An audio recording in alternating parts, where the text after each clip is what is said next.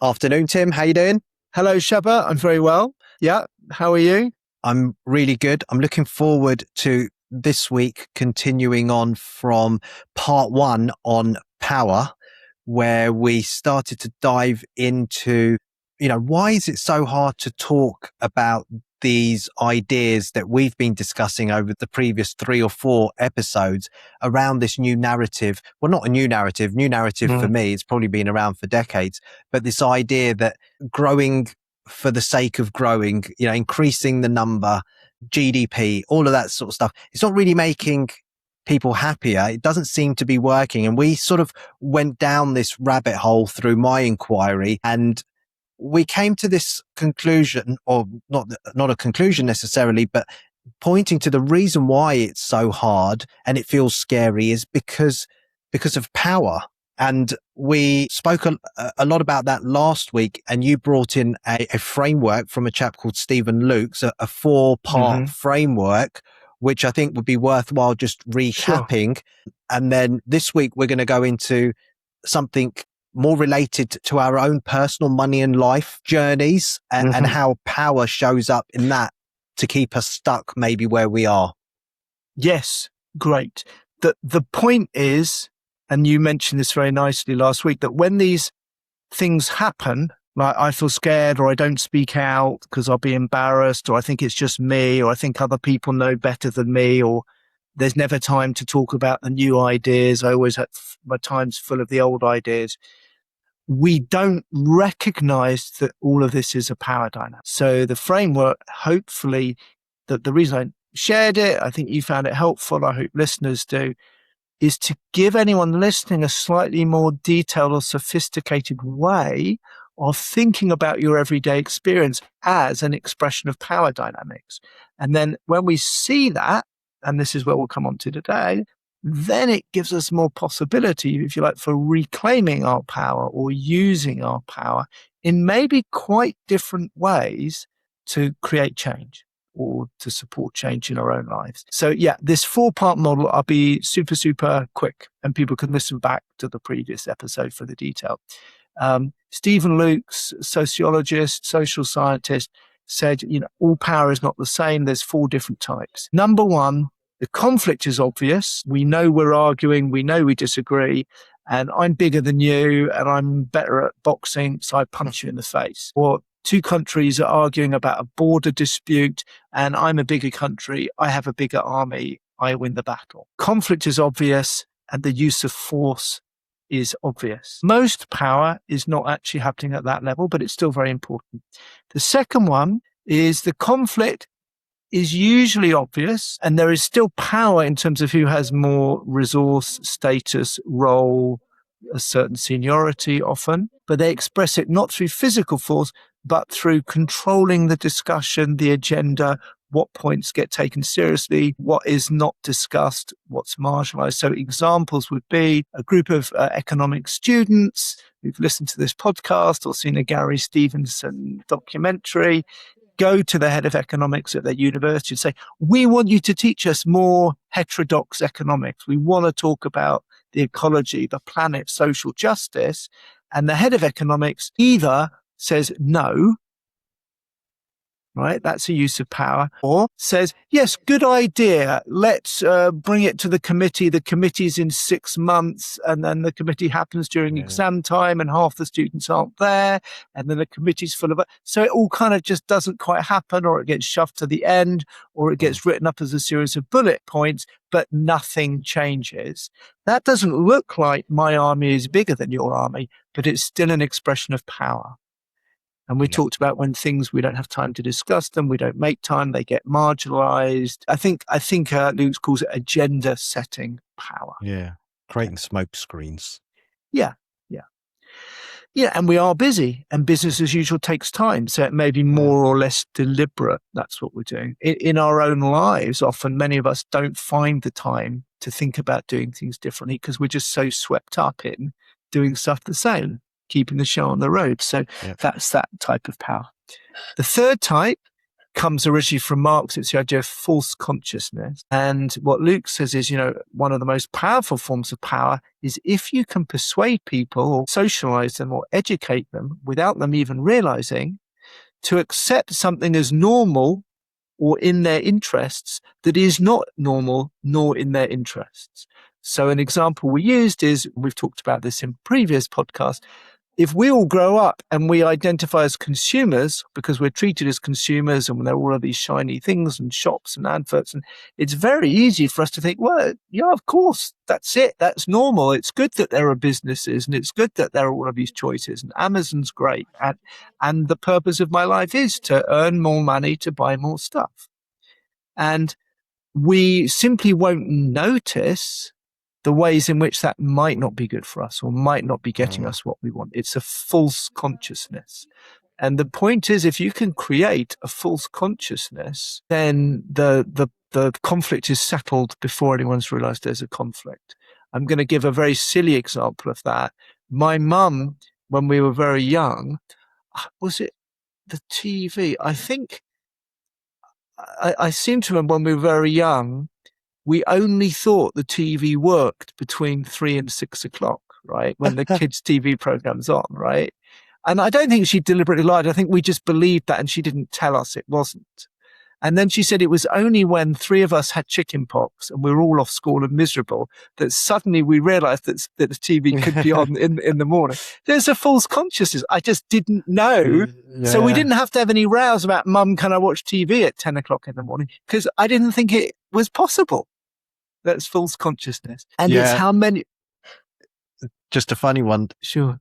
My wife has told my youngest daughter, who's 6 now, that when the ice cream van comes and plays and it plays the tune, it means they've run out of ice cream. Yeah. So whenever I didn't know she'd said this, but she never asks for ice cream when she hears the ice cream van. And that's why I think that's an expression of power, and neither will your daughter.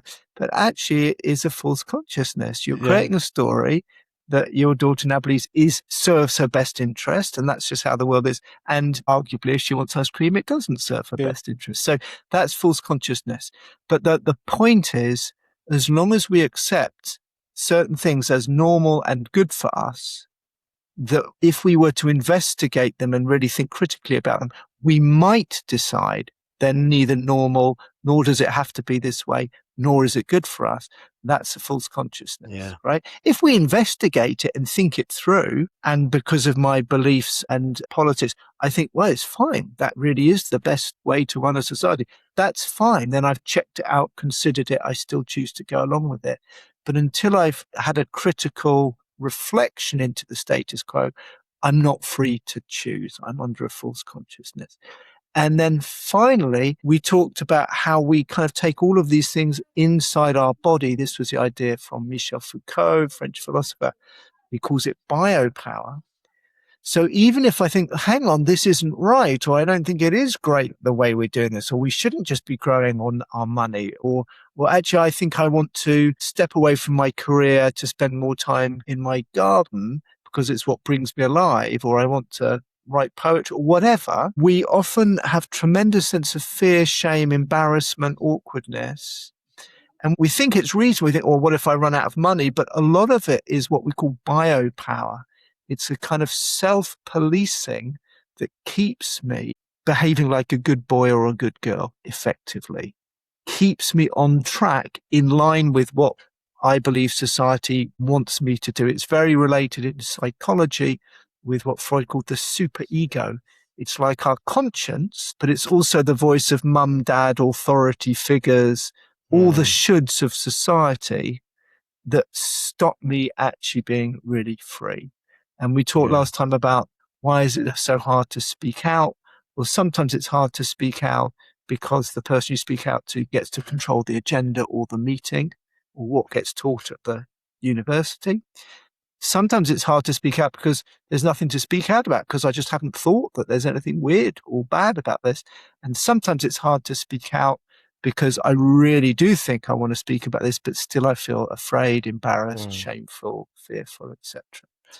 And Perfect. last week we talked about that mainly in terms of why is it so hard to challenge the economic view. And I think what we want to do this time is maybe use some examples from our clients about the typical things people worry about or are scared of when they're trying to live, in the terms of this podcast, more from their life path and not from their money path. Why does it seem so difficult to follow my heart, trust my calling, not just follow the money?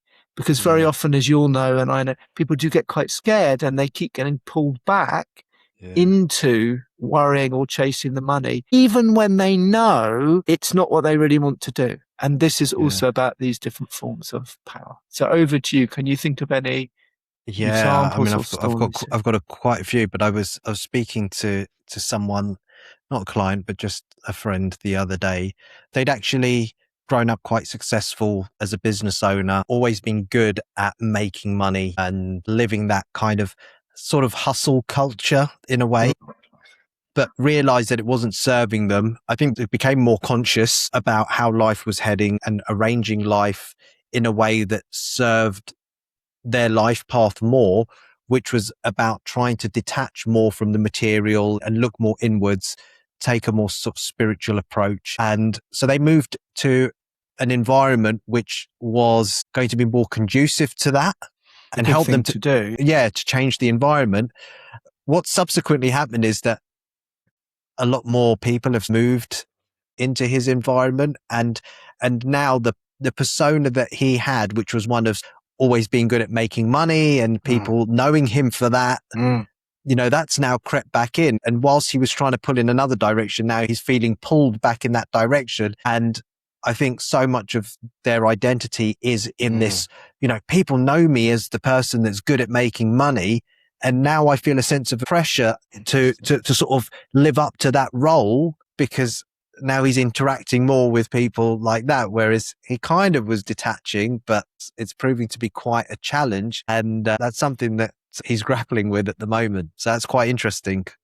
It's a really good example. So if we use these different levels of power, not necessarily have to do each one each time, they helpful if you think about those different levels in understanding. And I have some thoughts, but I just wonder if you wanted to have a stab or see what jumps out at you. So it's just interesting how that, that move from 3 to 4, that was made. And now it's that policing or the fear and the shame of fulfilling the life path, which is kind of stopping them, or hasn't necessarily stopped them, but really making it more difficult to live the life path, because of the fact that they're now surrounded by people who are 3 in that sort of unconscious. I think that's spot on. And I think it's a really good example. So it sounds like the friend you're talking about has been on their own journey over whatever period. And in terms of the false consciousness, maybe to start with, they bought more the conventional model of get your money sorted. And it sounds like they were very successful at that, had lots of money. But now, for whatever reason, a stage of life, a different chapter, who knows what, they're like, actually, I'm not sure that is where I want to focus. Okay. So that is like a raising of consciousness in some way. That's a new consciousness. Then they've done a really good step.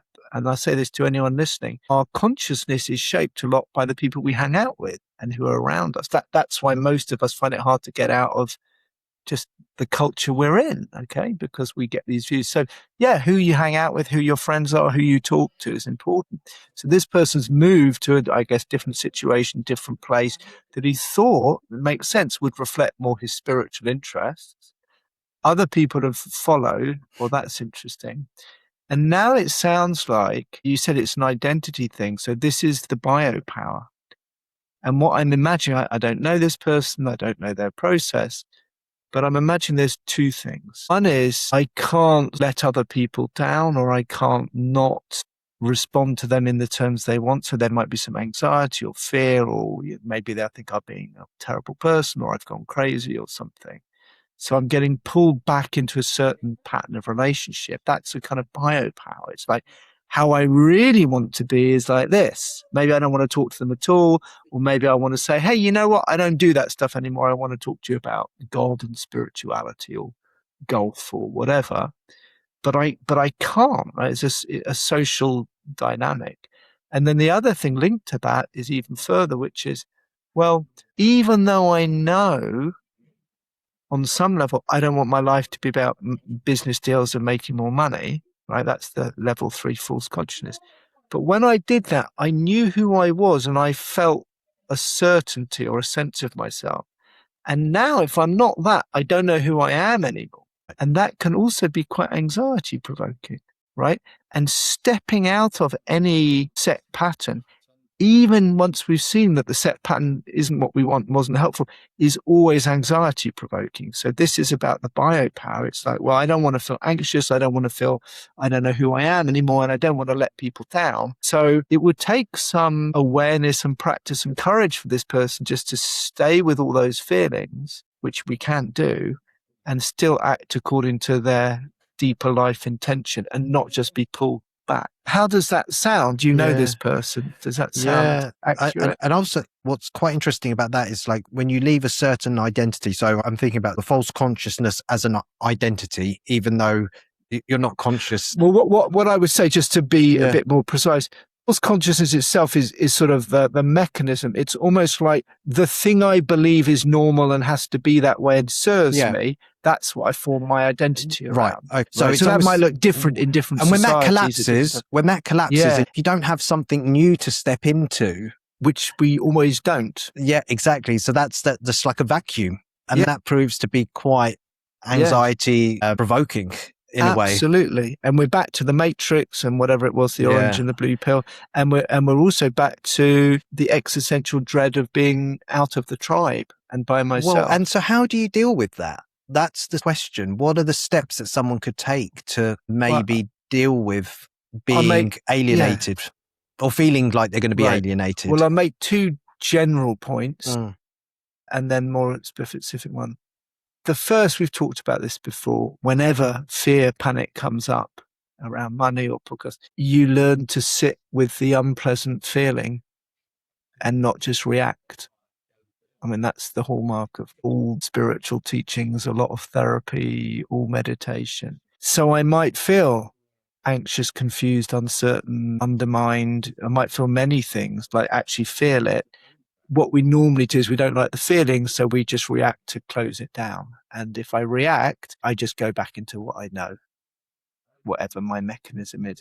So the first thing is you just train to open out and experience the feeling itself, which isn't pleasant, but you can do it. The second thing is you can work more. I think that's the deepest level. You can keep working on that kind of belief level of just really reminding yourself of what you're trying to do, what your intention is of the life path, and that you don't want to be pulled back into this old thing. So one level I would say is kind of deep, direct experience, awareness work. The other is belief work. And the third, and I think this is really important, you mentioned it this weekend, last week, you pay attention to who your friends and allies and who you hang out with. So this person, it sounds like they deliberately went to a place that they thought would express their new direction more. And maybe it does. And maybe there's some cool people there who do.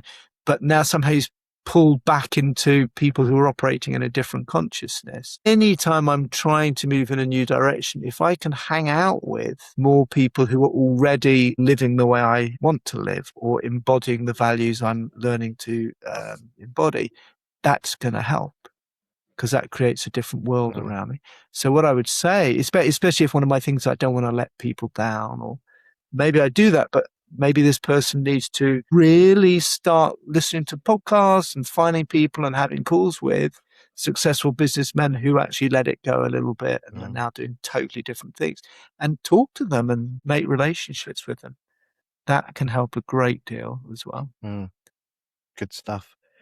Any examples from your world? Well, I haven't pre-planned any. So I'm thinking, what are people normally afraid of? I think the fear of running out of money when I'm older. We've talked about that in the pension one, and fear of ending up under a bridge now.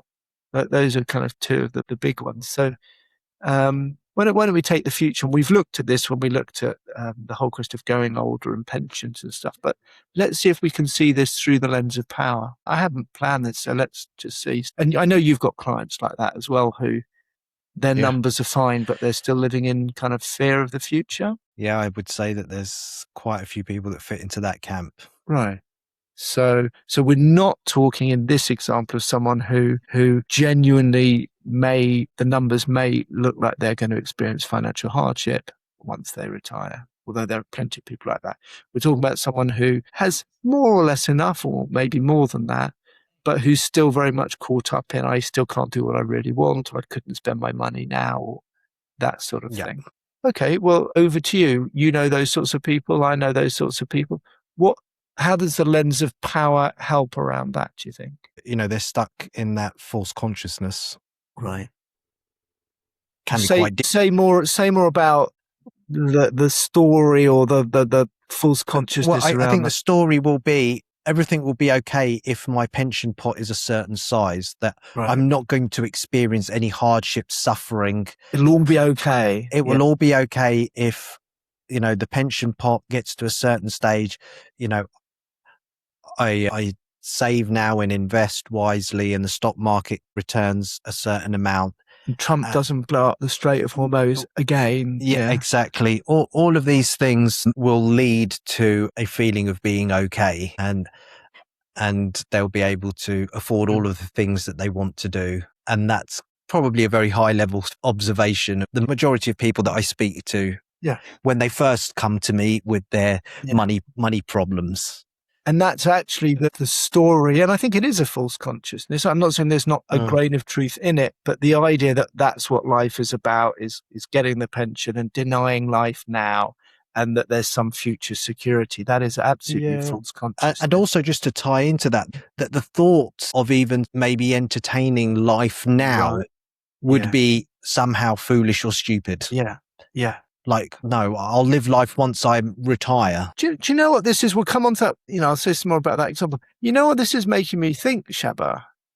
I think you need to set up a group for people who want to invest wisely yet live fully now, because there is something about just being with other people who are trying on a new story. It strikes me, you tell me if I'm wrong, but it strikes me with money. We know money is a taboo. We've talked about that a lot on this podcast. We know money brings up unconscious feelings that we're largely unaware of. And we know that one of the most helpful steps of, if you like, reclaiming my power to follow my life path, so freeing myself from false consciousness and freeing myself, if you like, from the biopower that keeps me scared and unable to do something more creative. One of the most useful things is to find friends and allies and buddies traveling that same path. So I just wonder if you could invite some of your clients and say, well, every month we're going to talk about doing retirement differently, because that, again, that might look like it's a support group or a learning group, but actually you could be reshifting power dynamics there, because these old things pull us back so much. What do you think? Yeah, I think it's quite a good idea, actually. And it's quite exciting for me to step into my new role as well. So I will give that some thought. Well, if anyone listening likes the idea of that, we didn't get in touch, but email Shabbar. Well, but seriously, let him know, because that will empower you, won't it? Yes, I think so. In that example, it's like, I think a lot of people live this way. It is a false consciousness. It's like, I kind of know I'm not living my life. I'm kind of feeling frustrated or blocked, or I'm in this job I don't want to be in, but I can't not do it. So I think it is, again, level 3 and 4. So what do I need? What helps me? Lots and lots of stories of people who did go off and do what they wanted now, even if it made their pot smaller. Lots of inspiring stories around that. By the way, that's about level 2, isn't it? Because it's about, we don't read those stories. We read so much stuff about how much do you need to retire, but we read very little. Actually, there is now this kind of FIRE movement, this financial independence movement, but we don't read as much in mainstream media about people who've said, you know what, I'm going to live my life now. We just don't see it. But funnily enough, the FIRE movement is probably anti-living money and living life now, because you basically, now, again, you could live a very fruitful and enriching life with very little money. Of course. But I think the FIRE movement is actually about denying yourself what you'd like to do now in pursuit of getting to the retire early early. So they're Right. actually probably anti-life path, and they're probably the most heavily projected in my life will be XYZ better. That's interesting. We should do an episode on fire. Yeah. We should talk to some fire people, Yeah. actually. Just tell me financial independence. Retire early. Retire early. Okay, that's what it stands for. We should definitely talk to some fire people and explore. Okay, so it's not a good example, and that's got me interested in that. Yeah, so at level 2, we need more stories in the news, in your newsletters that you send from financial advisors. We just need more stories and give more space to examples of people who took that risk and weren't scared or moved through their fear, who tell stories about that they're still here. It's okay. They've had amazing adventures. I know someone, actually, wonderful person. She's done a number of my workshops. She's mainly retired. She was in a big corporate job. She doesn't have a lot of savings, and she has grappled for quite a long time with a pull to adventure exploring. She's a very remarkable, independent, creative, adventurous woman, but always a feeling that she should have more, and a feeling that it makes her somehow a bit of, not failure, but, not great that she hasn't got more. She's grappled with that. And then finally, I think she came on my third workshop, and she just had this massive breakthrough. And she was just like, I realize I can just let that all go. And my God, I don't know her financial. I think she's doing all right, but my God, she is living, this person. Really? She's, I would guess, in her 60s, I think. And she's traveling. She spends time in Thailand, spends time in Central America, sends me photos. And she's just always got cool things on the go. And she's really embraced. She's a good example of someone who's really freed herself up. And I don't want to put a number on it, but the quality of life this person has in proportion to the savings she has is like so amazing compared to someone else who has maybe huge savings, but they're not living as much. So lots of stories about people like that. It makes me think we should get her on the podcast as well. I really think we should get this person on the podcast to talk about her journey. So lots of stories. That's level 2, right? Really critically investigate the story you have about retirement now, right? So at the level of false consciousness, to actually critically investigate, is this true? Do I know that this is true? How do I know it's true? Who benefits from me believing that this is true? Really looking at it almost a bit more intellectually and analytically, take the emotion out. Is it really true I couldn't do this? Or that's very helpful. And then, as we've already said, doing that inner work so that and this is what my friend who I just mentioned had to do, she was exploring and having adventures, but then she would get quite anxious or occasionally a bit regretful or something. She had to work with those feelings and sit with them and do that work. But really now she stepped through it. And she is, very, very impressive example, in my view, of someone who's really having adventures and living a fantastic sort of retirement. So, that would be how I would use that frame. And allies. You see, what happens is with this person, the more she does her life path, of course, she meets other cool people doing similar things, because all the cool people are out doing similar things. They're not hanging out where I'm hanging out when I'm worrying about my pension. So she meets cool people of all generations, by the way, and then it reinforces her that there are people doing this, you can do this, there's love, support, community, etc. So it helps to do more. So finding allies and friendships who model the new possibility is also really helpful. This whole idea of allies is I'm seeing as quite sort of central and important, because it's come up a few times. Yes. And sort of the other side of, like, where people get trapped in the sort of false consciousness and the narrative that, got to have a certain car, got a certain number of holidays, and it's about, keeping up with the Joneses. We talked about this through the consumer story, that kind of herd mentality. It's, well, if you're only surrounded by people that think the same way, then it's nearly impossible to even start to question that there could be another way of approaching life, and to even sort of think about, there could be another way.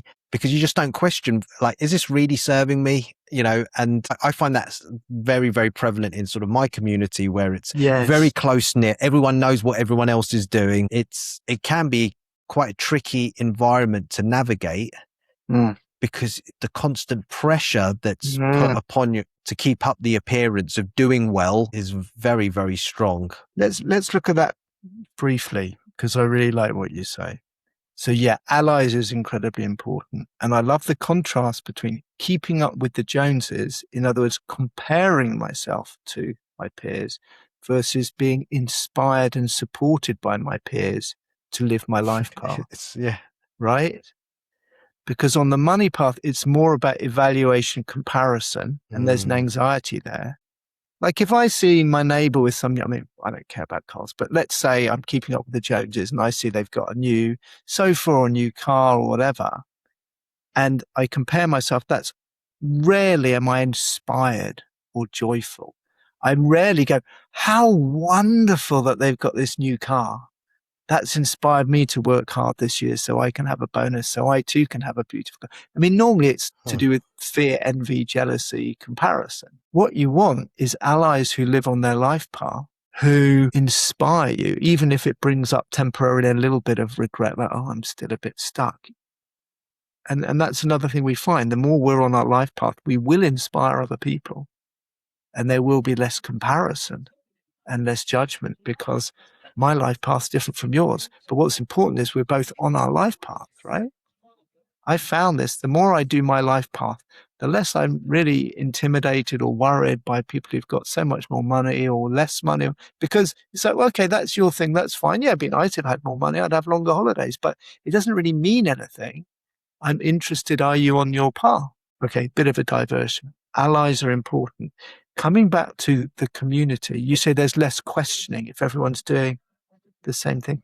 I would say there's less obvious external questioning. I'm sure people ask themselves internally questions about their lives, but maybe they keep it secret because it feels embarrassing or not something. So this is back to power. Yeah, level 4 kind of self-policing, not wanting to speak out for fear of judgment from peers. Yes. As opposed to you're not going to get in trouble with the law. But but you still might get in trouble or disapproval from you. And the thing that always fascinates me is, what if in my community, I don't know, 40, 50, 60% of the people are all having the same internal questions? What if a majority of the people are all actually thinking, this is kind of crazy, but you wouldn't know it because everyone's talking as if they believe the business as usual thing is normal. And I think that often happens in society now. So someone like you might feel, or you a year or two ago, because you're starting to speak more now, you might feel, I can't speak because it's just me. But what if there's 50 other people in the room also saying, I can't say anything because it's just me? What do we do then? And what do we need? We need braver voices We need braver voices. Yeah. And that's back to power. We need people willing to, this is the 4th level, to suffer the uncomfortable feelings around biopower of whatever it might be, anxiety, fear, the conversation not going well, being misunderstood, but to be able to train yourself to stay sufficiently present and connected, even if that's going on, to speak, not to preach or to argue, but simply to say, oh, from where I'm standing on the pavement, the emperor has no clothes. From where I am in my life, on my path, I've realized I want more freedom, joy, equality, whatever, and I'm prepared to earn less money. That's how it looks from where I am on the pavement. How about you?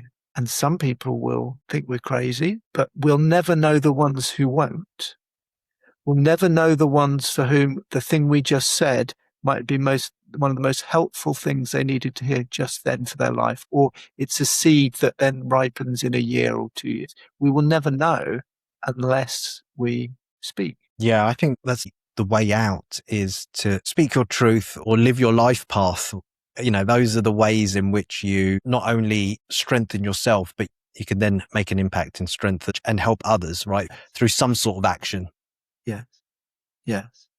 And, I don't underestimate how most of us need to develop our capacity with biopower, this fourth level, to act according to what we believe is true and beautiful and good in our life path, even when it feels damn uncomfortable, even when the little boy inside us just wants to sit at the back of the class and not get into trouble. But I think it's incredibly important. Going back to where we started this whole series on growth, if we increasingly see that society is pointing towards something and relentlessly pursuing something that just isn't working, then we do need people who are willing to say it and find ways to say it and give other people permission to question and change things. That's the new paradigm I'm working towards. Is there anything else that you want to sort of cover off on this power on the individual's journey? Well, no, not really a summary. Often on the podcast, we talk about what could someone do? What could someone take away? I hope very much that people listening to the last two episodes will already be taking things for their situation. But if I were to summarize, what I would say is what people can take away is power. The most powerful power that's kind of affecting us, constraining us, limiting us in our lives, personally and collectively, is usually not the stuff that's easiest to spot. It's not usually, in this society, someone with a big stick, someone with more tanks, someone telling us we can't speak. Sometimes it is. The most powerful use of power in this society, and therefore the ones that if we engage with them, see them and learn to work with them, we have actually the chance to reclaim our power. Number one, critically questioning the story that you've been brought up with about money, growth, and what it means, and just really investigating it like you have with reading these books. So critical investigation of what you've been told is true, doing that with others who are also curious and encouraging others to do that rather than preaching. And then knowing, level 4, that it will always feel to some degree anxiety provoking, a bit embarrassing, a bit awkward if I speak and act differently, whether that's saying to my community something different or not being impressed by the new car or deciding to leave my job and do something entirely different for half the salary. All of those moves will always bring up some physiological discomfort. And that doesn't mean you're doing it wrong. It probably means the opposite. Probably means you're taking a step you need to. And we've said this before on the podcast. One great Jungian analyst said, life, you get to choose between anxiety and depression. Yeah. So anyone here thinking, I want to live my life path, you probably will do things that are scary. Don't underestimate, A, that that's about an internalized power dynamic. And B, don't underestimate how every time you do that, you are making it just a little bit more possible for other people to do the same. I think that's a good way to wrap up this two-parter on power, but also I think it brings this mini-series on growth to an end. So thank you very much, Tim. I don't know what we're going to talk about next time, but I'm looking forward to it. We've got a lot of topics. I don't know what's next time, but we've already got something on the FIRE movement. We've got I think there's a few people we want to invite onto the podcast as well. So always things to talk about. I hope people listening have enjoyed it. I really hope so. Please let us know. And just a reminder that if you are listening and enjoying the podcast, please share, please subscribe and like. We really want to keep growing this and getting the word out. So if this is valuable to you, let us know and please let other people know. All right, Tim. I'll see you next time. Cheers, bud. See you next week.